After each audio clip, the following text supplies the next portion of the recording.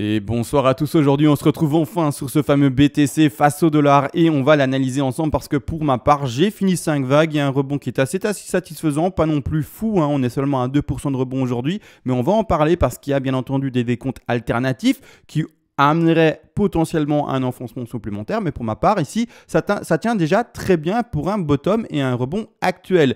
Également pour les tout nouveaux sur la chaîne, je recontextualise les choses, je vous remontre dans quoi est-ce qu'on se trouve. On se retrouve bel et bien sur une A, B et C avec la B qui avait déjà été déterminée à 69 040, 69 018 ici, bref vous le voyez. On va retourner bien entendu dans le passé pour le montrer plus précisément le 1er novembre d'année 2021. À ce moment-là on recontextualise, on n'était pas encore sur le nouveau ATH qui était au 69 039.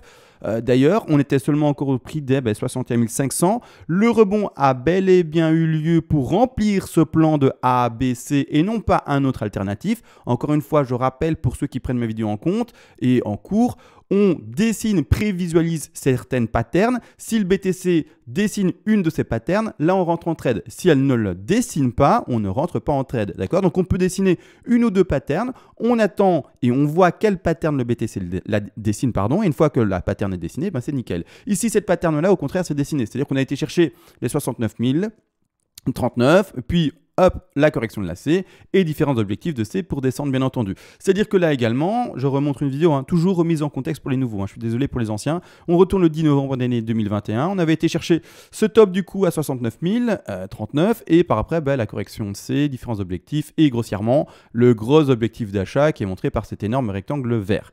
Maintenant là-dessus, tout est bon pour le moment, tout se passe à la perfection, je retourne sur mon graphique et on va analyser cela, d'accord? Est-ce que c'est réellement le bottom? Est-ce qu'il y a des décomptes alternatifs possibles? Pourquoi est-ce que pour ma part, je m'appuie plus maintenant sur un bottom et quel est le décompte alternatif et qu'est-ce qu'on devrait du coup également réussir à décompter? Parce que c'est pas forcément évident. On va regarder ça bien entendu, mais juste après, et ça ne changera pas la toute petite intro, vous le savez très bien.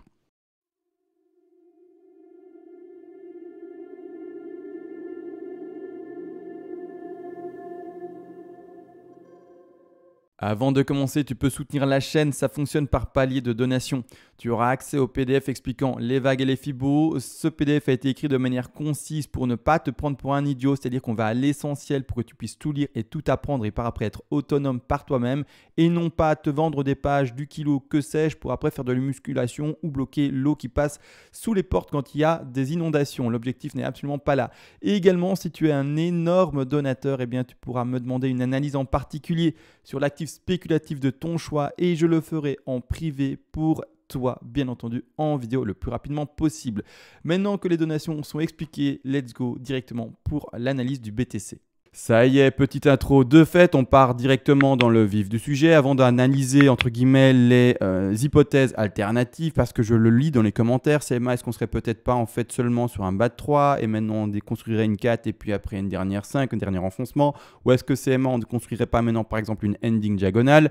Différentes hypothèses que je ne mets pas du tout de côté, qui sont tout à fait possibles, mais pour ma part, je défends ce décompte-ci. Alors, avant de commencer le décompte à proprement parler, je vais ouvrir le récit, on va regarder le récit. Une chose me gêne, d'accord? Et ça, je l'avais indiqué dans ma vidéo précédente, il me semble, c'est que là, en observant le 4 heures, malheureusement, bien simplement, le RSI réécrase le précédent bas qui est indiqué par la 3.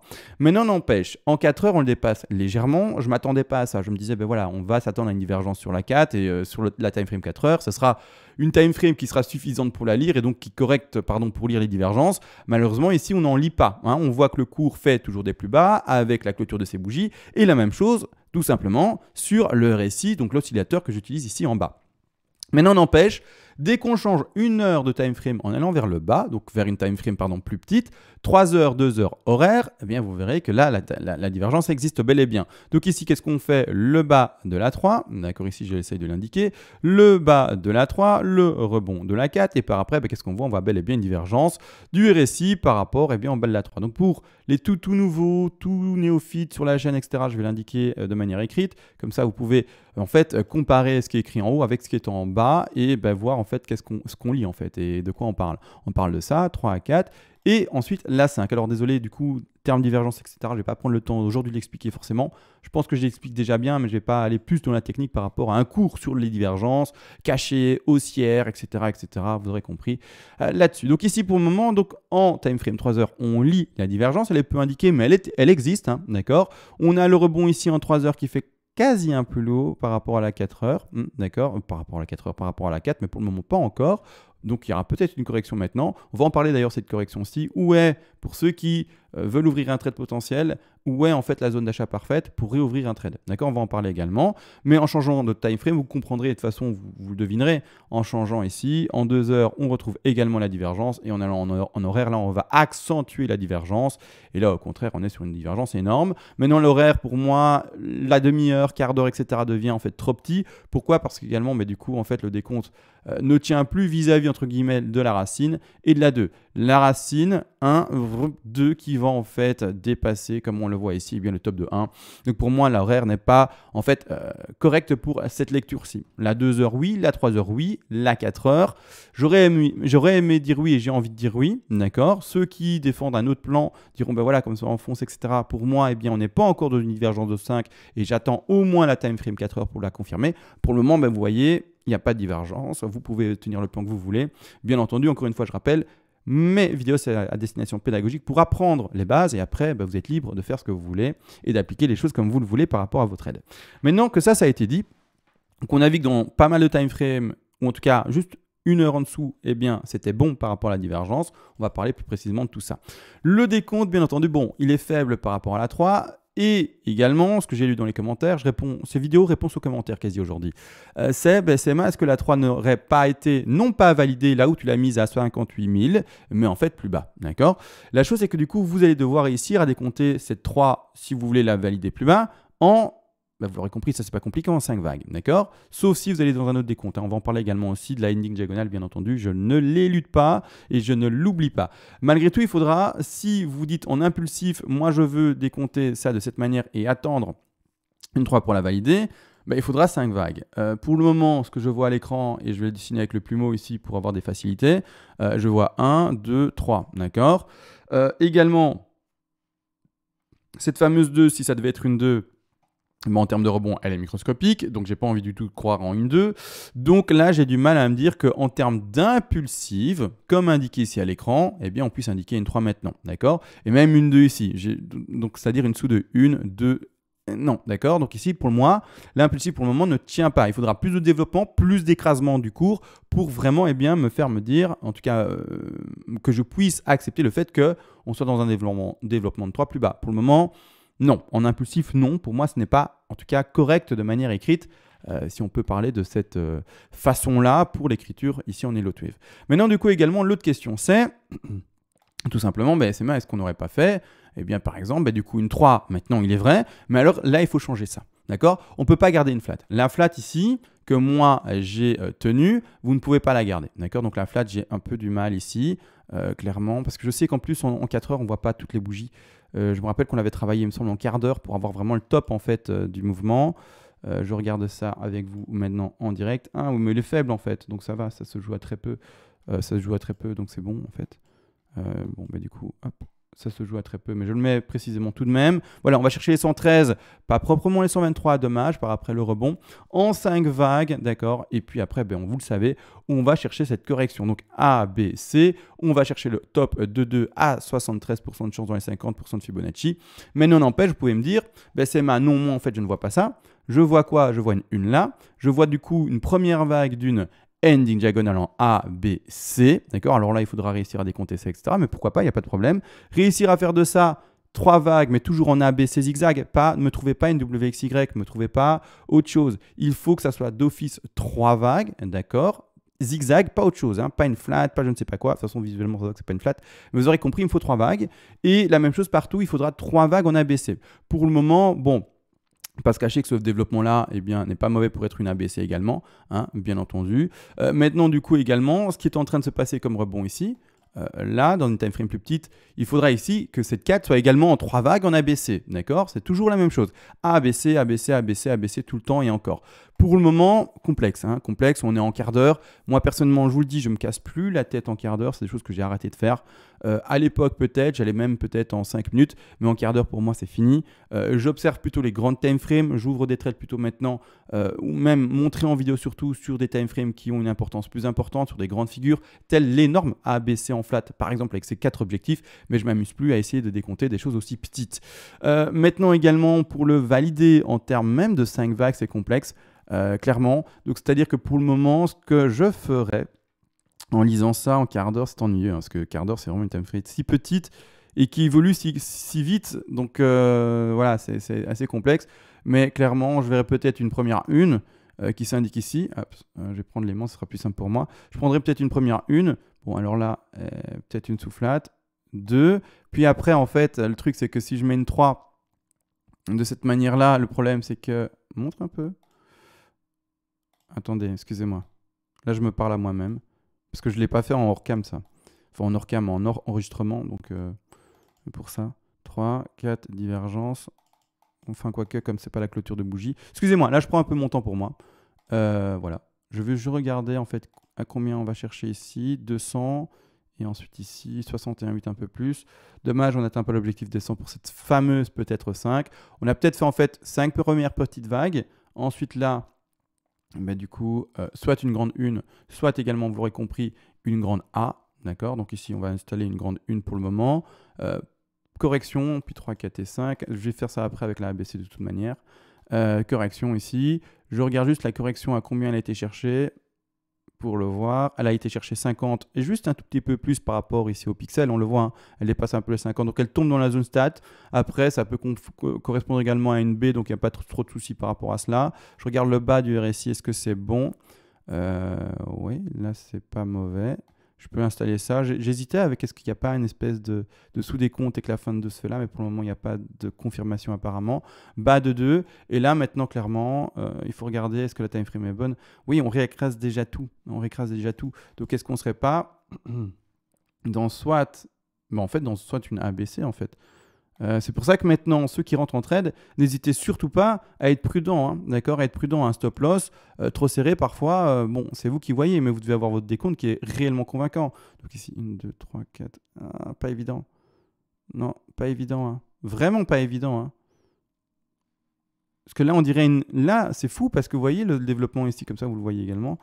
Le développement ici de ces bougies-là qui s'arrondit un peu. Avec l'expérience, moi j'ai l'habitude de voir soit une leading ou une ending. C'est-à-dire que le mouvement s'arrondit, ralentit, ralentit. Et donc c'est-à-dire que comme ça, vous le voyez indiqué, on voit en fait...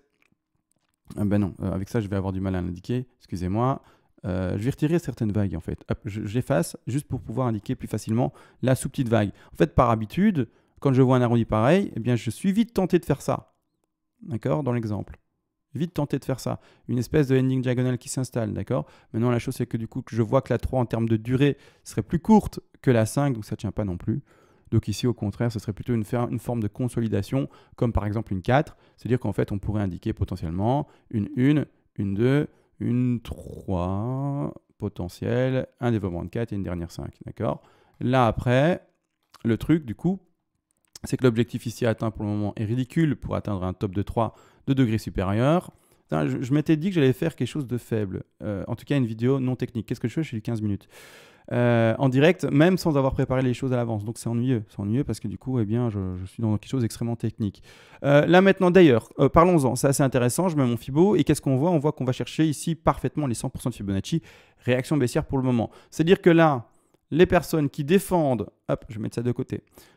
Les personnes qui défendent une ABC, zigzag, hein, bah pour le moment, il y en a une de dessinée, en fait, les amis. Comme quoi, il faut regarder mes vidéos jusqu'au bout. Hein, parce que pendant la vidéo, j'analyse le truc. Là, il y en a une de dessinée, les amis. D'accord? Pour le moment, hein, c'est pas confirmé, rien n'est confirmé, mais pour le moment, il y en a une de dessinée. Qui est là. ABC, on va chercher parfaitement les 100%. Et donc ici, il y a une correction possible. Donc ceux qui défendent une ending diagonale, bah pour le moment, vous êtes, votre plan tient la route. Hein, il tient la route. D'accord? Donc ici, ABC potentiel, top potentiellement déjà trouvé d'ailleurs. Ce ferait un très léger rebond. Hein. Maintenant, après, ça confirmerait entre guillemets la continuité. Je vais effacer ça en attendant. Donc ici, la une du coup là. Bah oui, non, la une ici, si c'est ending diagonale, c'est ça. Ça confirmerait la continuité entre guillemets du biseau descendant et après cassure en fait vers le haut. C'est-à-dire que là maintenant, le top du top, l'objectif, enfin en tout cas l'expression parfaite de ceci, ce serait en fait qu'on atteigne les 161,8 par rapport à la C. C'est-à-dire qu'en fait on atteigne eh bien ce niveau-là. Alors je vais mettre en faible, hop, je vais mettre en petit. C'est qu'en fait, on atteigne, je vais sortir du quart d'heure qui est juste impossible pour travailler le degré que je vais travailler avec vous. Hop, je dézoome, je mets ça correctement. En fait, voilà, l'objectif, c'est 161,8, d'accord? Le plus propre. Ce serait vraiment, en fait, qu'on freine et qu'on atteigne ce niveau-là de prix, c'est-à-dire le prix des 54 560, hein, si j'arrive à être plutôt précis quand je lis à droite ici, ça serait vraiment parfait. Maintenant, encore une fois, les petites extensions, ça existe, mais moi, ça me gêne. Moi, ça me gêne les extensions dans ce contexte-là, parce que je suis dans un marché boule, et je l'ai déjà expliqué, quand je suis dans un marché boule, la plupart du temps, eh bien, on vérifie des mouvements qui se font finalement freiner assez vite, etc. C'est-à-dire que clairement, quand on est en flat, hein, je parle de flat, hein, running flat, on va favoriser une running flat. On n'est déjà plus dans le contexte d'une running flat ici, vous le savez, hein, on est dans une flat en étendue, d'accord, dans ce contexte-ci, étant donné qu'on va chercher les 123, voire même presque les 161,8 actuellement. Donc là maintenant, deux hypothèses à défendre, soit, et donc c'est même pas à défendre, c'est comme on a deux hypothèses en tête, mettre, si vous voulez ouvrir un trade, mettre tout ce qu'il faut pour pouvoir protéger sa position, d'accord? Pas se dire, ben, comme en fait j'ai eh bien, un des comptes qui est bon, j'élude l'autre hypothèse qui est potentiellement ici la ending avec un écrasement supplémentaire et donc je mets mon stop ultra serré. Non, quand vous avez deux hypothèses possibles, faites en sorte que les deux soient respectées dans votre ouverture de trade. On est déjà bien bas, donc ici clairement celui qui ouvrait son trade dans ces zones de prix, bah, c'est vraiment pas une mauvaise position. Mais non, par contre, le stop, à toi de voir. Soit au contraire, tu es super sûr de ton décompte et tu dis, ben non, moi, CMA, t'inquiète pas, je suis sûr de moi à fond. Moi, je suis en impulsif avec une 2, une 3,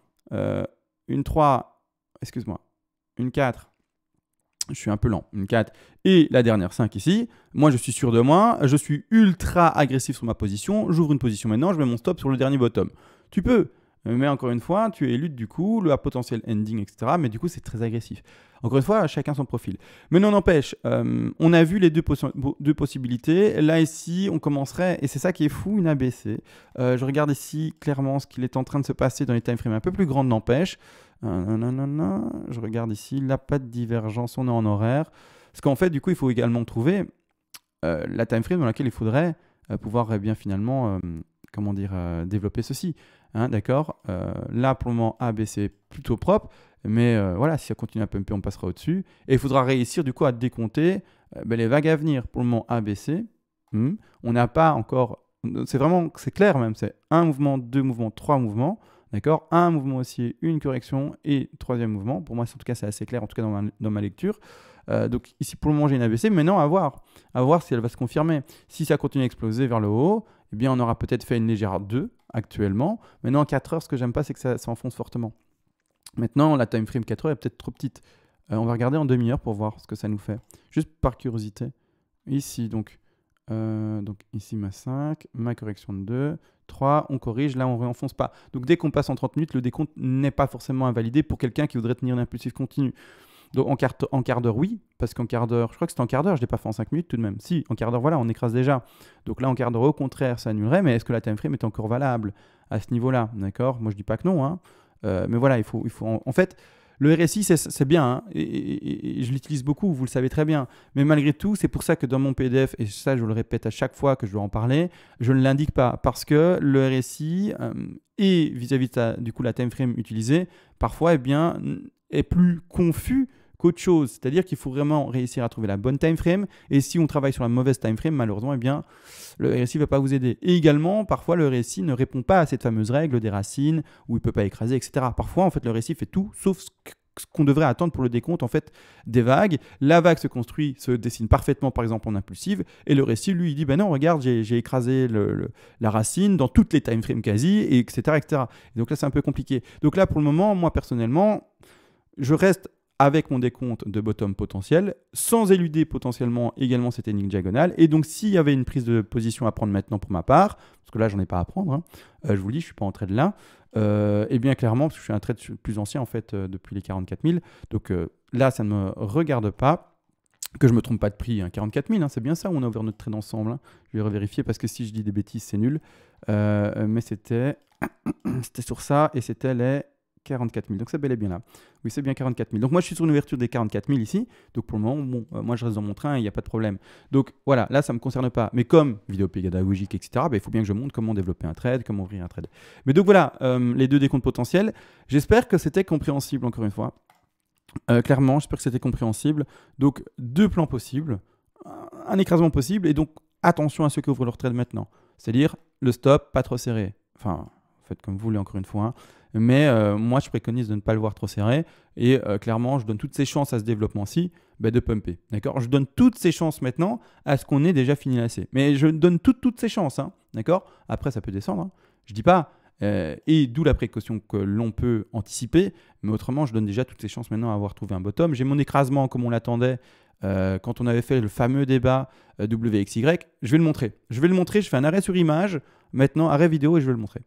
Voilà, on y est, j'ai fini mon arrêt sur image, on y va et donc je remets le plan de 17 novembre, donc il n'y a pas longtemps, hein, je vous le dis, il y a de ça 2 jours, 3 jours maximum, on a agrandi l'écran et c'était vraiment ça, la 4 et le dernier enfoncement de 5, donc 1, 2, 3, 4 et 5 et clairement pour le moment cet enfoncement de 5 a eu lieu, donc pour moi le décompte est propre, il tient comme je vais le montrer, donc voilà, moi je suis plutôt en fait satisfait de ce qui se passe et le rebond et donc le bottom eh bien, fait partie du plan, vous le voyez, il est devant vos yeux, c'est ça le plan, 1, 2, 3, 4, 5 avec une 3 faible et l'expression de la dernière 5, dernier enfoncement, parce qu'au moment de ces prix-là, on était à 59 000 et on n'avait pas encore eu le plus bas qui s'est fait précisément, comme ça je regarde le prix, qui s'est fait précisément à 55 600, d'accord. Donc ici, cet enfoncement, tant mieux en fait qu'il ait eu lieu parce que ça corrèle parfaitement avec le décompte et ça corrèle également parfaitement du coup avec le rebond qui a eu lieu maintenant. Il y a un rebond maintenant qui se fait, qui s'effectue et c'est plutôt sympa. 1, 2, 3, 4, 5, tout a été dessiné à l'avance. En tout cas, le plan que l'on met en avance clairement et que l'on défend entre guillemets pour ouvrir ses trades, d'accord. Maintenant tout est parfait, tout est bien entre guillemets, on est dans une bonne position d'ouverture de long, d'achat bien entendu. Je rappelle quand même que je parle ici non pas aux investisseurs mais aux traders. Les investisseurs, si vous voulez voir une vidéo sur les investissements, allez dans mon fil d'actualité par rapport aux vidéos, regardez en fait mes vidéos. Et la miniature où il y a une voiture rouge dessus, plus précisément une Lamborghini, eh bien elle est dessus, je parle aux investisseurs, je vous explique comment investir, etc. Vis-à-vis en fait des actifs spéculatifs et particulièrement également du coup du BTC. Bon, vidéo trop longue il me semble, je voulais faire une toute petite vidéo parce que voilà, on est vendredi soir, le week-end commence, je me suis dit bon, fais quand même une petite vidéo parce que tu vas pas les laisser le week-end sans vidéo du tout.